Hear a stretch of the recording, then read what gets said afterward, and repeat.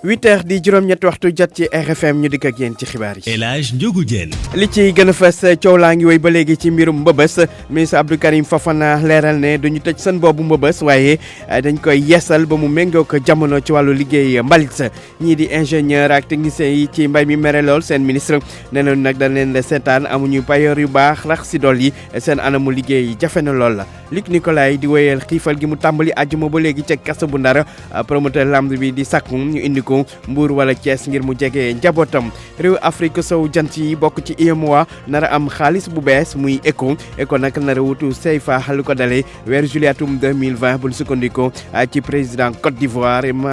kii di Alassane Ouattara mi ko xamale démb bi muy di dalal président bu France di Emmanuel Macron daañu jeexaleeg xëy tàggat yaram li ci gën a fës nag di Sadio Mané ak Liverpool mi nga xam te ne jël nañu démb coupe du monde des clubs waa Liverpool gagné ñi nga xam te ne ñooy waa Flamengo bu Brésil benn bal ci dara gannaaw prolongation yaatal gi ci sport weekend lay doon ak Cheikh Tidiane Diagne mu nekk li gën a fës ci xibaar yi ne si lu leen ci ay faram-fàcce. Abdou Thiam moo nekk ci machine bi mbokk yi ñu leen di nuyu di rafetlu bu baax a baax seen ànd ak rajo Futurs Médias xibaar yi dañ koy door lu soxal mbirum mbëbës jamono yëpp ñi laam-laamee wàllum tëj gi gannaaw bi nga xam te ne ñi dëkk ca wet ga sax ñoom nee nañ jafe-jafe yu tar la leen di indil ministre bi nag Abdou Karim Fofana ñu dénk ko wàllum dëkk waaye ngal cet gi nee na duñ ko tëj xalaatuñ ko waaye li ñuy def daal mooy daañu ko yeesal ba mu méngoo ko jamono su ko defee mbalit mi ñu koy traité bu baax mën cee def leneen moom nag mu wax lu mel ci jaxaaw sin ñu déglu ko ci micro bi Neto Goudiaby. jamono day dox dafa dem ba nga xam ne am nañ technologie yoo xam ne tey décharge bi gën a jaxasoo ci àdduna mën nañ ko defar ba du amati xet te nit ñi duñu loru substance chimique yi nga xam ne mooy jóge ci mbalit ak lépp loo xam ne moo ciy jóge te nga xam ne mën na lor nit dootul egseeti ci nit ñi président de la République nag loolu la yéene Sénégal moo tax mu teg programme bi ñuy wax Promojet programme la boo xamante ne lépp la laal ci wàllu mbalit président ne nañ ko organiser ba nga xam ne mbalit njëriñ lay doon buñ ko jëlee am na ñoo xam ne tey ñi ngi mbëbës toll nañ ci junni ak juróom-ñetti téeméer 1800 personnes yoo xam ne bés bu ne ñi ngi for plastique di for ay bouteilles ak yeneen buñ ko recycler bés bu ne dinañ def chiffre d'affaires fukki millions ak juróom-ñaar loolu du liggéey bu ñu war a yàq technologie yi fi ñu yóbbu tey mooy defaraat mbëbës ba nga xam ne xet du fa am ba nga xam ne ndox muy yàq lac de mbëbës du fa am kër yi duñ leen sonnalati looloo tax dinañ def programme boobu commencé ko 2020 dossier bi banque mondiale février la fa war a dem bu fa demee buñ ko valider mbëbës dañ koy résorption progressive boo xam ne juróomi at lay jël ba juróom benni at mu njëkk mi dañuy sécuriser mbëbës fexe ba nga xam ne zone bi kenn dootu ko jegeeti leneen li ci war nag mooy li nga xam ne mooy remodelage bu ko defee nag ñu installé fa usine boo xam ne mbalit yi bu ñëwee dañ koy traité li ci mën a doon courant ñu def ko ndaxte am na dëkk yoo xam ne tey seen mbalit moo leen di jox courant ci modernité boobu lañ toll waaye waruñu toog rek ne mbëbës baaxul nañ ko tëj déedéet mbëbës baaxul mën nañ ko defar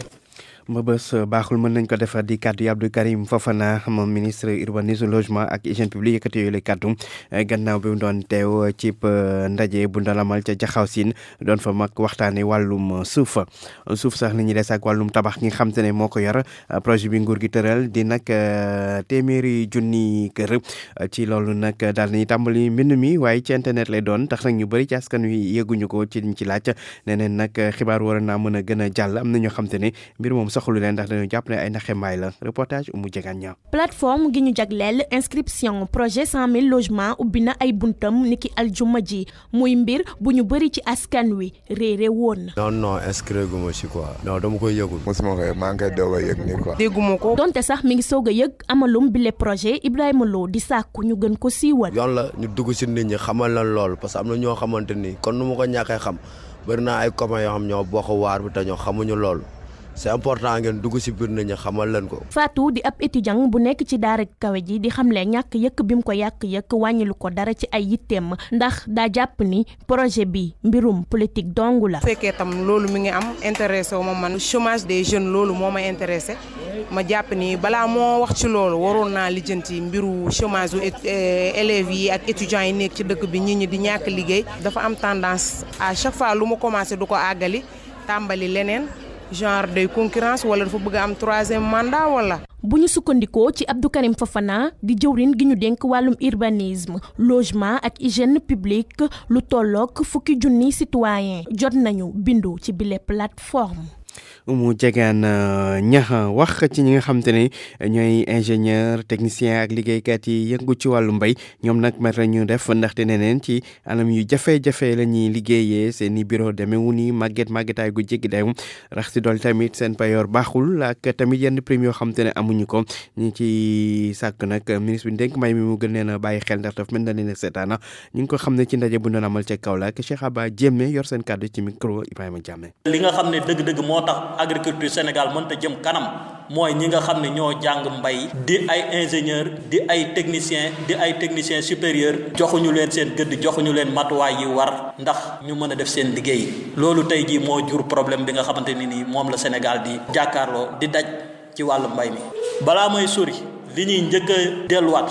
mooy sunu ministre bi nga xamante ne nii ñun bu ñu jaaxlee ci moom la ñu war a njëkk a dem ba ñu gisee lu ñu jaaxal ñu daw wutali ko mu bañ ne duñu recevoir depuis bi mu fi nekkee léegi tey mu jege at mu bañ ne duñu recevoir loolu fan la ko teg. ministre boo xamante ne ni mësta wàcc ci terrain bi jéem a xam ay liggéeykatam ci yan jafe-jafe lañ nekk bu dee xamu ko nag ñun dinañ wàcc sur le terrain comme que nanguwut a jàkkaarloog ñun dinañ utiliser les médias ak fépp fu ñu mën a wax ba askan wi yëpp xam ne ministre bi daf ñoo sàggane ñi ngi koy xamal ni ñun sunu salaire yi baaxul ay fonctionnaire lañ yeneen fonctionnaire yëpp ëpp ñu njëriñ ci réew mi mën nañ ni sax ñun ñoo fi ëpp njëriñ parce que agriculture mooy wàllu dund gi ku lekkul dootoo tal leneen kon dañ ñoo war a jox suñu gëdd jox ñu ay salaire yu baax daanaka fonctionnaire boo gis ci Sénégal fii am na indemnité de logement agriculture ñun kese ñoo amul indemnité de logement loolu fu ñu ko teg fi ñu njëkk a joxee suñu gëdd ba képp ku ñu fekk fa ñuy liggéeyee sax doo ñu jox suñu gëdd mooy que ni bërëbu liggéeykaay yi ñuy liggéeyee si boppam nga xamante ne ni depuis ca jamonoy tubaab yi temps colonial la fi bâtiment yooyu nekk ba léegi ñun ci bâtiment yooyu lañ ñuy dugal loolu rek sax bokk na ci risques yi ma fiy lim sànq parce que mën nga toog sax bâtiment daanu ci sa kaw. mu nekkoon kooku di doon wax kon di Mamadou Sonko bokk kan ci kuréel gi nga xam te ne moo ëmb technicien ingénieur ak ñi liggéey ci mbay mi kon ñoom ñuy naqaru seen anamu liggéey mu fekk nag yeneen liggéeykat di naqaru seen situation di ñiy liggéey te Séjélec di usine pile ba nekk ca Pout ñoom nag ñaari at ngi nii liggéey ñu rax si dool tamit jotuñu seen payoor mu jural leen nag jafe-jafe tar yoo xam te ne ñu ngi koy dund ñoom waa Séjélec Cheikh Anta Diop. ñaari at ak genn wàll yoo xamante ne jotuñu seen payoor ñoom ñëpp jamono yi ñi ngi ci chômage technique di sàkku nag ñu audité usine bi di Séjélec tey defar ay batterie nekk booy génn Pout loolee la ñu yuppi tey ji ci ab assemblée générale boo xamante ne ñi ngi ko doon amal ci buntu usine bi. Moussa Keita moom moo yor seen kàddu. wane suñu njàqare ak yaakaar bu tas bi nga xam ni direction Séjélec moo ko teg travailleurs yi fiy liggéeyee direction bi daf ñu yóbboon chômage technique depuis janvier 2018 te ba mu ñu yóbbee chômage technique ba léegi toll na ci ñaar fukki weer ak juróom-benn te amul benn salaire boo xam ni jox nañ ñu ko ñoo ngi toog boobu ba léegi di xaar mais situation bi changé wul ba am na sax suñu benn collègue boo xam ni suñu borom moom na ko ndax ñàkk xaalis bu mu fajoo audit bi moom il faut ñu def ko ala kulli xaal exigence la parce que mënuñu nangu kër goo xam ni Séjélec muy benn ci Sénégal buy defar pile ci Sénégal waxuma sax rek sous région bi moom am monopole boobu mënuñu nangu ñu toog di liggéey presque fanweeri at ñu jékki-jékki benn bés rek ñu ne ñu kër gi tëj na parce que xaalis amatu fi Séjélec amul mévente perte bokk fa lépp lu ñu mës a liggéey jaay nañ ko mosuñu tuuri pile. lu ëpp tuuru ñi nga xamante ni ñoom ñooy liggéey ci usine bi de nee nañ mënatuñoo dem ay seen i njaboot tas nañu nee nañ sax bu fekkee ne nag indiwuñ ci saafara dinañ indi yeneen i pexe. fii ak fukki fan ak juróom suñ ñu joxul suñu xaalis liñ ñu ameel Ndakaaru lañ jëm ca direction générale ba toog fa def fa grève de la faim. liggéeykatu Séjélec yi nekk fii ci diwaanu Pout nag ñi ngi sàkku nag ci njiitu réew mi mu taxawu leen ndaxte sonn nañu ñaari at ak genn wàll amuñu payoor nee nañ sax njaboot yu bëri jamono yi tas nañu. RFM Thiès Cheikh Anta Diop. Cheikh Anta Diop dellu si fii ci Dakar wax lu saxal wàllu njàng mi ak démission bu directeur des bourses moom mu tekki ndombal tànkam Lansana Konaté ministère bi dénk njàng mu kaw mi daal ci àddu ne nag loolu li ko waral mooy ñàkk yorin wu sell yorin wu bon boobu mu yore woon direction des bourses ndaxte jafe-jafe yi bëri woon na étudiants yi seen bourse di tardé ak yeneen taxoon nag mënu woon def lu dul daal di tekki ndombal tànkam yoo xam ne nag mooy conseiller communication bu ministère enseignement supérieur professeur Lamane Mbaye ci jokkoom ak Mamadou Mandione. fukki fan ak juróom-ñaar ci weeru décembre ci at mi ñu nekk nii directeur des bourses dafa déposer démission sunu kilifa di ministre de l'enseignement supérieur nangul ko ko ñu fàttali rek ni gouvernement Sénégal dafa def ay jéego yu mag ci wàllu bourse ndax 2012 ñaar fukki milliards ak ñeent rek la moo nekkoon bourse yi waaye tey jii dem nañ ba nga xam ni ful nañ ko ba mu nekk juróom-benn fukki milliards ak juróom-ñaar yoo xam ni dañ ko def pour fay bourse yi ñu xam le kon ni diggante 2012 ak 2019 jéego yu mag am na fi waaye leneen li nga xam ni mënees na ko cee dolli mooy paiement bourse yi dafa am ay dysfonctionnement ci président de la république dafa jël ndigal nii lii di bourse yi lii di dette bi ak salaire yi nañu ko méngale mu nekk ay priorité maanaam mu doon farata donc looloo tax gouvernement Sénégal def na ay jéego yu mag beneen bi ci tegu président de la république daan ni nañuy fay bourse yi à temps ndax loolu mu def egg nañ foo xam ni war nañ ko mën a fay ci yoon waaye seetlu nañ ni ñetti at am na ay dysfonctionnement yoo xam ni mi ngi am ci payum bourse yi notamment li ñu xool ren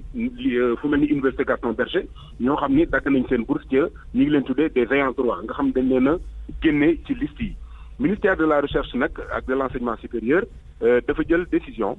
pour que situation bu mel noonu bañ a amati ndax tension yi am ci université yi daanaka loolu moo ko indi woon looloo tax tey mu ni jël na décision ferme ginnaaw bi nga xam ne directeur des bourses déposé na démission dinañ ko remplacer ba noppi lépp loo xam ni service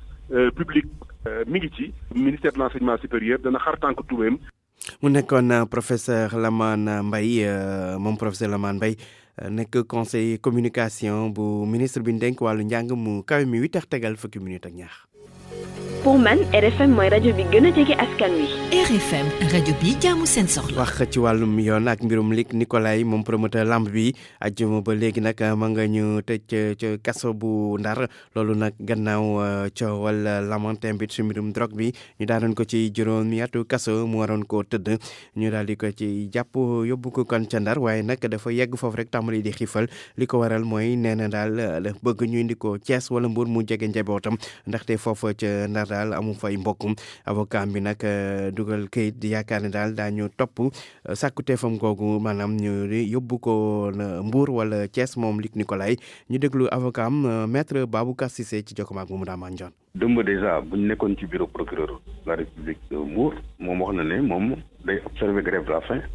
bu naree toog Saint-Louis parce que amul kenn Saint-Louis moom famille mi ngi Mbour lu mu bëggoon mooy. bu naree tëdd kaso mais au moins kaso Mbour wala Thiès mun nañ ko fa denc la xam ne moom dina jege famille am parce que c'est en fait Luc Nicolaï maa ngi rappelé nee na moom aawam bi dafa feebar donc mi ngi tëdd tey ñaareel bi dafa ëmb bu diis donc en fait il faut que mu jege leen te ñooñu duñ ko mën a indil lekk te mënuñu dem 350 kilomètres di ko dem seeti 350 kilomètres di ko indil añ ak reer loolu nag moom mënu ko dans ces conditions là day observer grève de la faim donc loolu bind na ko wax na ko procureur te procureur bind na ko ci notification mais procureur de Mbour nee na ko moom mënu ci dara parce que simplement bi mandat d'arrêt bi d'abord cour d'appel de Saint-Louis boo ko lancé contre moom te mandat d'arrêt bi dañuy ne dañ ko yóbbu prison bu Saint-Louis donc procureur Mbour ne ko man loolu rek laa mën a def léegi nag administration pénitentiaire ñoom bu Saint-Louis mën na xool këyit bu ñu leen jëbale mooy këyit bu gendarme yi yóbbu que Luc Nicolaï ñoom bu ñu xoolee ne que il vaut mieux ñu indi ko Mbour wala ñu indi ko Thiès ñoom ñoo koy apprécier donc loolu moo tax pour le moment Luc nee na moom dans ces conditions là serve grève de la faim. ndax si biir def ngeen demande bi ci administration pénitentiaire ngir ñu mën ko yóbbu Mbour. këyit bu ñu c'est-à-dire procureur tapé na ko ci bureau bind na lépp lu Luc wax ak lu avocat mi wax léegi nag këyit boobu nag lañ jël jébbale ko administration pénitentiaire bu Saint-Louis léegi ñoom ñooy apprécier pour xam. mu nekkoon maître Baboucar Cissé bokk ci avocat yu Luc Nicolaï di promoteur lamb nekk jamono ji kon ca kaso bu Ndar wàllum kon ak xibaar bi ci gën a fës mooy juróom-ñetti réew yu UEMOA yi ñoom nag daañu tàmbalee doxal xaalis bi di ECO loolu nag weeru juillet at mi di ñëw di 2020 lañ koy tàmbali président bu Côte d'Ivoire Alassane Ouattara moo ko xam ne démb ci bi muy daal président France Emmanuel Macron teewul nag nee na mbir yi am na nuñ koy doxalee te loolu daañu ci bàyyi xel Cheikh Tidiane Diagne. weeru juillet ci atum 2020 lii di franc CFA dina daal di kon bokk soppitur wuyoo ECO loolu nag di ab dogal bi nga xamante ni réewu Afrique sowu jant yi dañ ci daal di diisoog lii di France ngir daal di jël googule décision Alassane Ouattara nag moom moo daal di siiwal lu ni mel gannaaw conférence de presse conjointe bi nga xamante ni mu ngi ko doon amal ànd seeg naataangoom bu France ca Abidjan di Emmanuel Macron ca Abidjan mu xam ne nag dogal googu nga xamante ni daal nañ ko jël dana indi ñetti coppite waaye bu ca njëkk moo di changement de tour bi nga xamante ni dana ko amal ci franc CFA bi muy yoo lii di ECO geneen dogal gu am solo bi nga xamante ni jël nañ ko moo di koppar yi nga xamante ni dañ ko daan jël di ko denc foofule ca trésor bu France dootul amati dañ koy daal di gàntal njiitu France nag di Emmanuel Macron gannaaw ba mu rafetloo gilee dogal daal di xam ne ni ab réforme historique majeure la te loolu day firndeel nii réew Afrique sowu jant yi mën nañoo demal seen bopp léegi maanaam dogal googu nga xamante ni daal nañ ko jël moo di réew Afrique sowu jant yooyu le seeni koppar dinañ ko jël doxal ko seen bopp mooñal ko seen bopp te France du ci dugal benn yoon di loxom. Cheikh Tidiane Diagne des ba léegi ci wàllum koom ak mbootaay gii di ACIS mu ay commerçant ngi industriel du Sénégal ñoom nag xalaat ne ngir réew mi suqaliku foog ñu jaare ko ci wàllum këru liggéeyukaay waaye tamit ñu gën leen a jàppale ñu xam ne ko ci ndaje buñ ci doon amal démb ci tawaayu Mamadou Mahba. ab mbootaay la gu ëmb commerçant ak industriel yi jug ngir defaraat commerce bi joxe xibaar bu baax bi ci mbiru secteur informel ak industrialisation Khadim Silla mooy njiital association bi. mooy dañu bëgg organiser commerce bi mu am beneen taxawaay ak beneen gis-gis boo xam ne moom lañ soxla ndax dañu secteur informel mais ñu bëree bëri comprendre luñ secteur bi naka lay doxee secteur boobu am na ñoo xam dañu formel mais am na ay industrie suñu biir li nga xam ne soxla nañ ko ci mooy jàppale ak état ndax tamit nekkul que ni loo xam ne lu yomb la. ngir ñaax acteurs yi ñu dem ci lii di industrialisation ACIS dafa fas yéene teg ay jéego yu wóor. sensibiliser leen ak accompagner leen. jéego yooyu mooy jéego yi nga xam ne mooy jéego yu mën a taxawal pour dem ci loolu ndax loolu tam du lu yomb parce que dafa am lu mu laaj na ñu sensibiliser nit ñi laaj na tamit ñu ànd ak ay techniciens yoo xam ne seen xam-xam dafa màcc jëm ci wàllu woowu. li soxal mbiru industrie ak entreprise yi jóge bitim réew Khadim Silla jàpp ni état daf leen ci war a jàppale. internationaux yi nga xam ne ñoom ñoo ñëw dugg ci secteur boobu malgré am na fu ñu waroon a jaar wala sunu autorité yi am na côté boo xam ne war nañu ca protéger ba nga xam ne duñ dugg secteur informel waratoo nekk ci waratoo informel da nga war a formel. association bi mi ngi juddu weeru mars bi weesu waaye dafa fas yéene woo képp kuy commerçant ak industriel ngir xeexal leen jug ci seeni intérêt.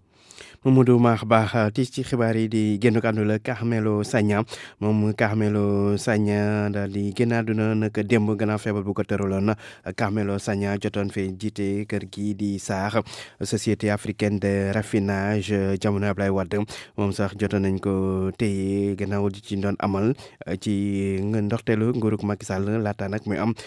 liberté provisoire ci atum 2014 ñu koy jaal njabootam moom Carmelo Sagna di ñaan yàlla waaye fa si kawam te xare ko àjjana wax ci benn xale bu jigéen bu toll ci ñaar fukki at ak ñaar moom nag jëkkëram ba mu tasal moo ko daal di jam mu daal di fay jaare ñàkk bakkanam loolu mi ngi xew ca Ñaxeen village nekk ca commune Médina Sabax néew bi nag daal nañ koy yóbbu ci hôpital bu Kaolack ngir amal ci autopsie oto bu gendarmerie bu Ndendoor yi mbëkk démb benn soxna ba noonu la ñàkk bakkanam moom ndaw si nag toll ci fanweeri at ak ñaar ñii di gendarme yi nag dañ doon topp benn dawalkatu moto la doon dàqanteel ci biir dëkk bi di Unaare accident bi nag tax ba askan wi meroon jotoon nañ sax baare tali bi wàcc kon di ñaxtu gannaaw accident boobu gouverneur bu Matam sax moo dem waxtaan ak ñoom ngir ñu daal di delloo si seen xel la. RFM bitim réew. xibaaru bitim réew dañ koy door ak Gambie foofu nag secrétaire exécutif bu commission vérité et réconciliation nee na nag nit ñi nga xamante ne dañ leen a yóbbu Europe loolu nag nguur gi moo ci jàpp ban mën leen a yóbbu mën leen a fàcc di nit ñoo xamante ne dañoo am woon jafe-jafe wala bokk nguurug Yaya Jammeh daf leen tegal ay métital yóbbu nañ leen ci Europe gannaaw ndimbal gu tukkee ci nguurug Gambie ak réew àdduna bi Gale Diallo lañ ci moom moo nekk secrétaire exécutif bu commission vérité et réconciliation ci micro ndaw lañ toogal ca Banjul Wuri Diallo. ñu jàppale nguur gi bu yàggul rek jox nañu juróom fukki millions yi dalasi loolu xayma $1,000,000 la waaw du doy nag du doy parce que victimes yi dañ bëri 941 victimes ñoo registré léegi. gannaaw bi ngeen dégloo ñooñu lan ngeen bëgg a def si pour ñooñu surtout ñi nga xamante ni dañu jotal naan ci garab yi nga xamante ni yëpp dëgg nañ ko garab bi sonal na leen. well juróom fukki victimes ñëw nañ fii di wax ne dañ am ay complications wàllu wér-gu-yaram léegi ñun dañ am medical board ay docteur yoo xam ne foofu lañ leen di yóbbu pour ñu gis leen lundi bi passé rek ñeenti victimes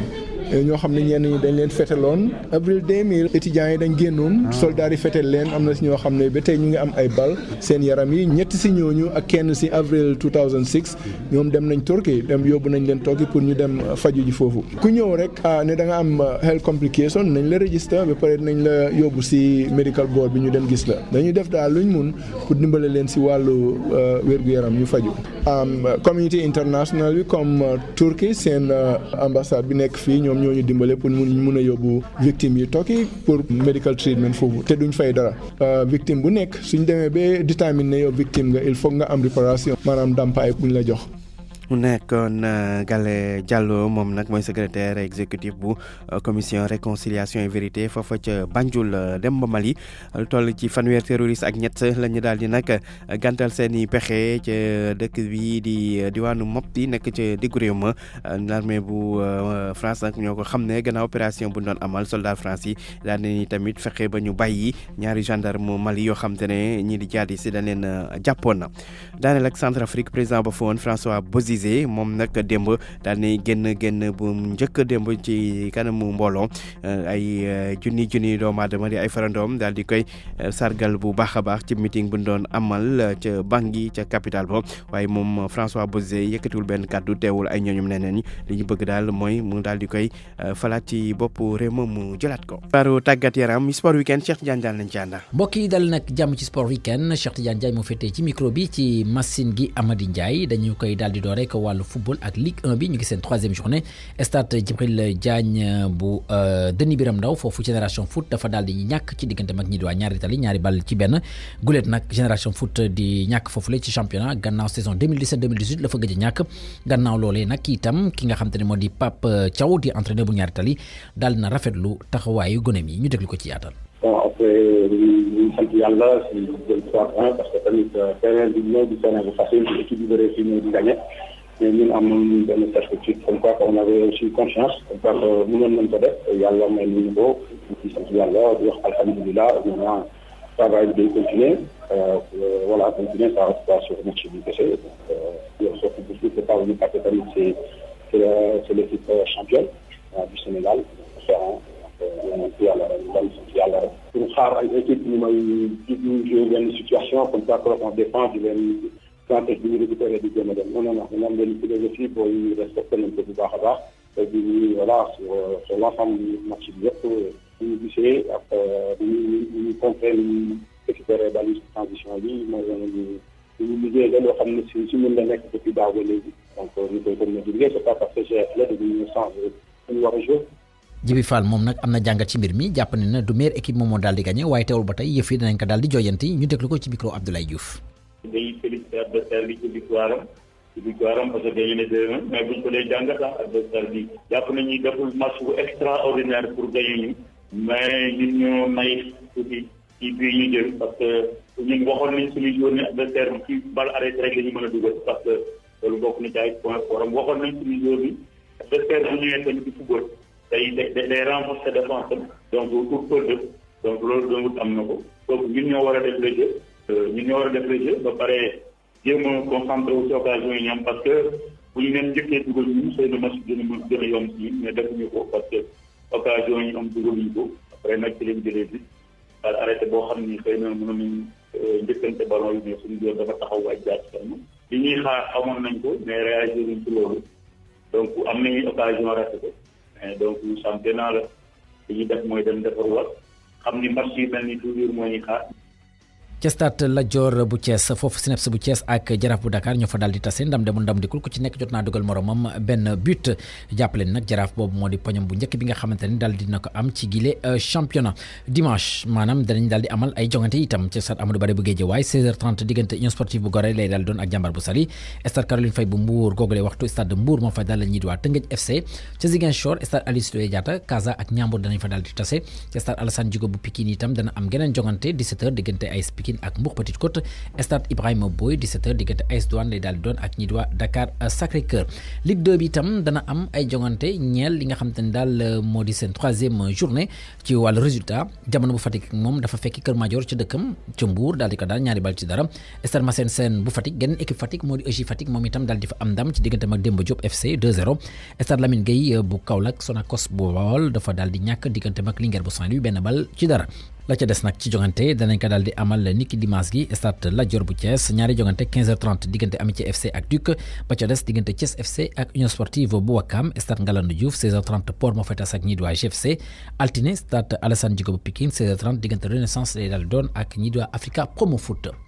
wàllu football waaye bi la yoon ci jigéen ñi ak équipe nationale bu Sénégal di waajal li nga xam te ne daal moo di éliminatoire Coupe d'Afrique des Nations ñoom ñu nga doon amal jongante xarito seen diggante ak ñi di waa Gambie ca centre technique Jules François Bocandé bu Toubab Dialaw Sénégal ca daal di amaat ndam ñaari bal ci dara diggante ma Gambie yooyu la ka ci gën a ràññee ko nag moo di Ngenaar Ndiaye jot naa dugal ñetti but ki leen di tàggat moo di Mame Moussa Cissé moom nag daal dina rafetlu taxawaayu gone mi ñu déglu ko. ñi ngi sant yàlla parce que effectivement bi ñu joué ak ñoom même équipe bi mercredi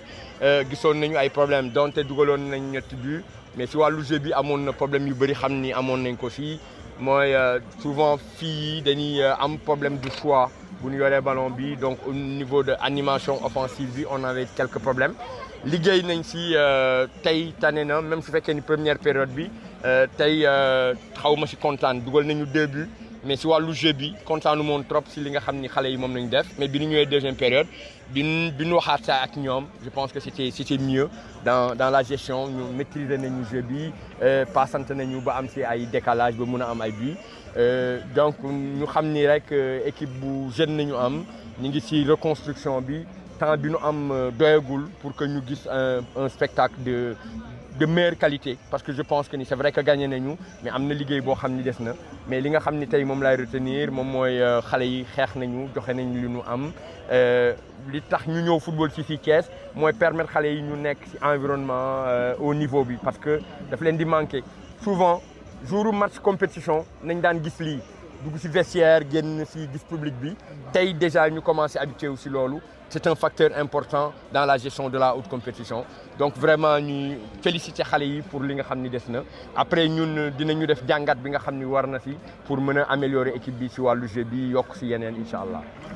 mondial des clubs ca Qatar lañ ko doon amal Sadio Mané amati na ndam ànd seeg Liverpool ñoom ñoo daal di daan ñi nga xam te ne ñoo di waa Flamengo di équipe bu Brésil gannaaw prolongation benn bal ci dara bit bi nag ka ko dugal moo di Firmino waaye ka liggéey lépp jox ko Firmino moo di Sadio Mané 99e minute de jeu bii moo di beneen ndam bi nga xam te ni Sadio Mané daal di nag amaat waaye teewul ba tey ca Angleterre ñu nga doon wéyal li nga xam te ni daal moo di seen championnat match ko amoon solo diggante Manchester City ak Leicester ci xëccoo lii di ñaari place bi City nag moo ci mujj am ndam ñetti bal ci benn waaye jàppale ni City ba tey ma ngay wéy di nekk ci ñetteel place bi fukki poñ ak benn daal di dox ci diggante mag Liverpool Leicester gannaaw ba mu ñàkkee fukki poñ moo daal dox ci diggante mag ñi nga xam te daal ñoo di waa Liverpool leneen ci wàllu résultat moo di Everton ak Arsenal dañoo daal def match nul 0 but partout ci wàllu jongante dimanche 14h Watford bu Ismaïla Sarr dana talal ñi nga xam te ñoo di waa Manchester United choc bi nag diggante Tottenham lay daal di doon ak Chelsea su 16h30 jotee diggante Liverpool ak West Ham United dañ ko daal di dàq ba jëmmi jamono ndax xam ngeen ne Liverpool ma nga doon amal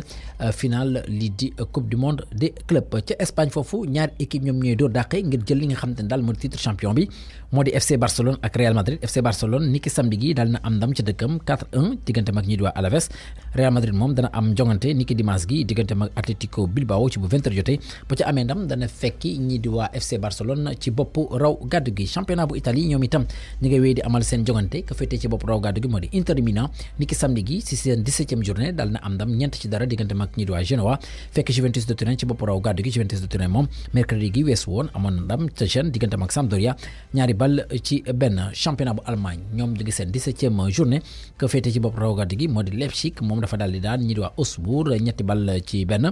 Borussia Mönchengladbach féete si ñaari place bi moom dafa daal di match nul ci diggante mag ñi nga xam ne ñoo di waa Hertha Berlin ñi nga xam te nag ñoo di waa Bayern Munich ñoom daal nañoo am ndam ñaar ci dara seen diggante ak Wolfsburg bokk si ñetti ñu raw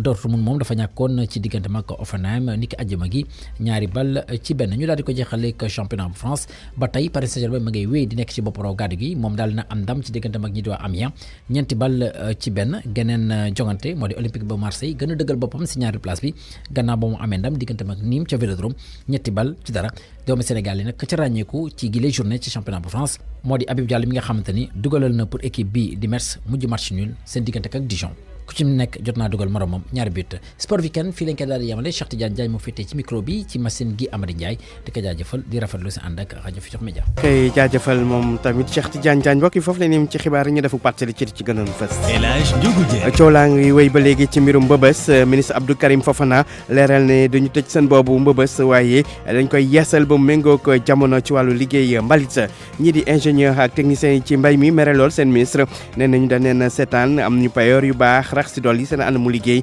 jafe na lool la Luc Nicolaï di wéyal xiifal gi mu tàmbali àjjuma ca kaso bu Ndar promoteur lamb bi di sàkku ñu indi ko Mbuur wala Thiès ngir mu jege njabootam réew Afrique yi sow jant yi bokk ci UEMOA naram xaalis bu bees muy ECO nag nara wutu CFA lu ko dal weer juillet at bii di ñëw di 2020 président bu Côte d'Ivoire Alassane Ouattara moo ko xam ne démb ba muy dalal président bu France Emmanuel Macron mu nekkoon xibaaru suba gi ci rajo Futurs Médias El Hadj Ndiogou Dieng ci micro bi Abdou Thiam ci machine bi léegi perte de vue ñaareel pàcc waxtaan bi nga xam te ne Astou Mbène bu seq na ko ak Daouda Guissé bokk ci troupe bi di nag Baari Yogo di troupe Ndar bi ñu koy kon léegi lay doon jaajëf ñeenu jàmm